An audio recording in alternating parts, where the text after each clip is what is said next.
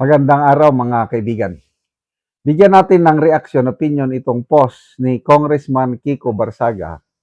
Tungkol ito sa posibilidad na maging Senate President si Senator Sherwin Gatchalian. Sabi niya, para sa akin, dapat talaga maging Senate President si Win Gatchalian. Why? He is very close to Martin Romualdez. And I believe that he will do the same.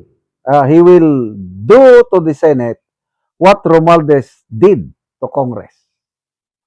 Sapul. Bulsay na bulsay ang patama niya.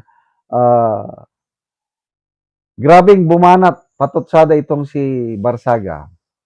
Yung isang post niya nabasa ko the other day. Sabi niya, parang gusto kong si Ping Lacson ibalik siya as Blue Ribbon Committee Chairman. Bakit daw? Kasi natatakot siya kung ang mga chairperson sa Blue Ribbon ay mga abogado katulad ni Marcoleta ba or Pia Cayetano, delikado. Baka daw maraming makukulong na buhayang congressman. Kaya gusto niya si Lacson pa rin para walang makulong. Ang galing niya mga patutsada. Ito naman, close friends di umano, Martin and Gatchalian. I don't know how true. Kung gaano sila ka-close. Kaya lang, nakakadismaya yung nangyari noon sa Kongreso at nangyayari. Sinasabi ni Lacson na ang taong bayan mas nagtitiwala na sa Kongreso kaysa sa Senado. I don't think so. Kasi kahit itong napalitan na si Romualdez, Bujidi na ang speaker, wala pa rin. The same pa rin. Ang iniisip lang nila, kapakanan nila. O tingnan nyo yung anti-political dynasty bill na ipinasa sa Kamara. Ang author nito si Bujidi at saka itong si Congressman Sandro Marcos. Instead na i-limit yung number of families na mangulo o mag-rule sa isang locality, wala na. Unlimited na.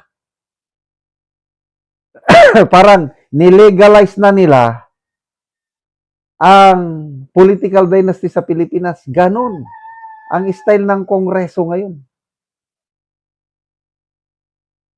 Yung nangyayari noon kay Romualdez, nangyayari pa rin ngayon.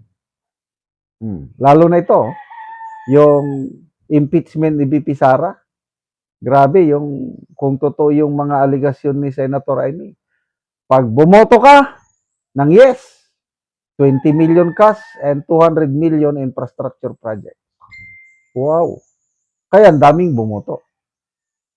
Tapos meron pang promise na huwag kayong matakot dahil walang eleksyon sa 2028. We will amend the Constitution. Ganon ang plano nila. Mabuti na lang, nabulgar yung plano na yun. Pasalamat tayo kay Mr. Lito Banayo. Kasi ang nagbulgar. Tapos sinuportahan ni Senator Amy. Kumalat na ngayon yung plano nilang ganon. So, kung hindi nagkaroon ng leadership change sa Senado, wala na tayo, patay na. Tuloy-tuloy na yan na plano nila. Kaya to me, it's a blessing yung nangyaring kudita sa Senado. Kasi kung tuloy-tuloy ang pamumuno ni Soto at Lacson, maggagawin nila lahat ang gusto nilang gawin. Kawawa ang taong bayan. Kaya ako, everyday nagdarasal ako that God would protect yung brave 13 senators led by Senator Alan Peter Cayetano. So gusto nila magkaroon ng leadership change na naman para maisakatuparan nila yung kanilang plano na no election sa 2028 para ma-extend ang termino ng mga kongresista at ang mga senador. That's the plan. So, nakakatakot. Magtatagumpay ba sila na palitan si SP Cayetano? Sabi ni Ping Lacson is expect fireworks sa next session. Sinabi niya yan nung Sabado. May pasabog, fireworks, di ba? Boom! Pasabog, fireworks. Fireworks daw. Siguro, mamayang hapon, tingnan natin. But I still believe God is in control. Inalaw ng Diyos na magkaroon ng kudita para pigilan ang mga pinaplano nilang hindi maganda para sa bayan. Inalaw ng Diyos na Mangulo si Senator Alan Peter Cayetano para maituloy na ang flood control investigation na matagal nang hinihintay ng taong bayan. Excited na ako. Nanawagan na si Senator Amy na i-resume na ang flood control hearing. Tawagin na yung Brave 18 Marines. Diyan sila takot na takot. Yung mga nakatanggap ng maleta, ay nako, hindi na makakatulog ng mahimbing siguro. Pero mo yan, papatawag yung Brave 18 Marines tapos under oath magsasalita na, ma-cross-examine. Doon ako na-excite sa cross-examination. Para mapatunayan, nagsasabi ba ng totoo, nagsisinungaling. Yan ang bagay na hindi nagawa ni Lacson. Bagay na magagawa ngayon dahil ang taong bayan deserve natin, dahil pera natin yan, deserve natin malaman ang katotohanan. Eh bakit ayaw tawagin ni Lacson?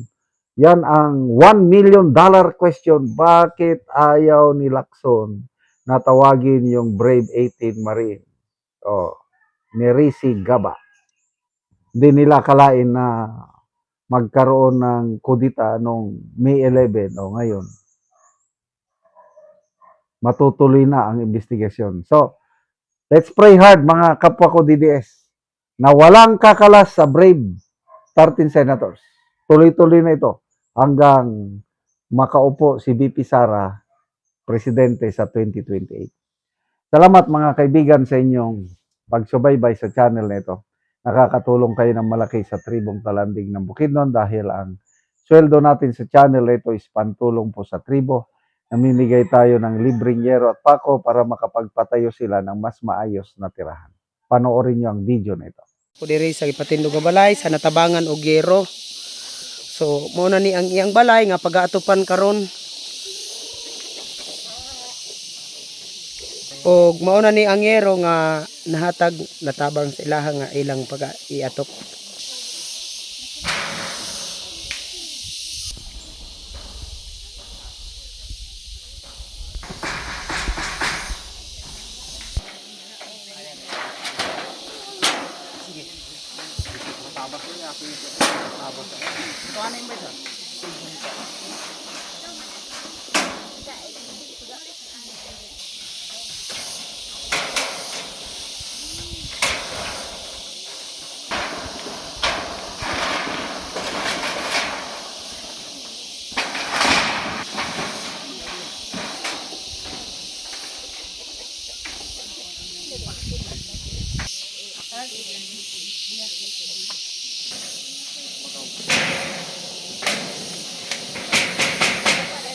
Karon man gid ni sa pagatop ang ginatabang nga yero, so makita nato nga natupan na gyud ang ilang ipatindog nga bag-ong balay. Kaya sa Ginoo, nakabalay na gid ko. Nagatag sa sin, tamas pud kayo. Kay natidloon man ko sa akong ginikanan. Oo.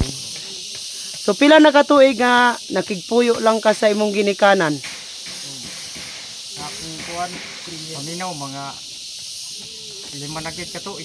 5 na gid ka tuig. So karon dako na ako nga pasalamat kay naamo nga nakatabang sa amuha aron nga makapabarog ko sa akong kaugaling nga balay aron di na ako makiloob sa akong ginikanan.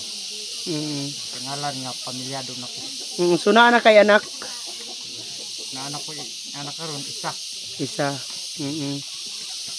Ay pinaagi ini sa inyong tabang sa akong pasalamat pod na nakatabang sa mua kay ang among pangorta igo ra gyud sa kaon. So wala na budget para sa iatop nga yero. So salamat kayo.